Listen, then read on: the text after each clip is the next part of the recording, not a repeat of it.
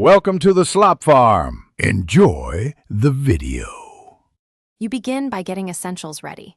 Charge the T800 Ultra, power it on, and make sure your phone's Bluetooth is visible. Once done, navigate the watch menu to Settings, then Connectivity, then Bluetooth. This wakes the pairing mode and advertises the device. Make sure Bluetooth on the phone is enabled and scanning. You do this now to create the radio link. Without visibility, the two devices cannot find each other, so keep both screens active while pairing.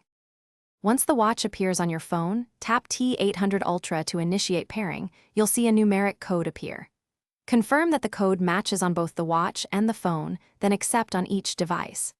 After pairing, the phone will request permissions, grant notifications, contact sync, and media access so features work correctly. Make sure to enable notifications if you want alerts on the watch. If you skip permissions, some functions like calls or message you finish by testing core features. Place a call, read a message, and control music to verify the connection works end-to-end. If things fail, first reboot both the T800 Ultra and your phone. That clears many temporary radio glitches. If rebooting doesn't help, forget the device in phone Bluetooth settings and repair to reset bonding keys. Troubleshooting tip: if intermittent drops persist, check for firmware updates on both devices and keep the watch within 10 meters and line of sight of the phone. Thanks for watching. Consider subscribing if we helped you today.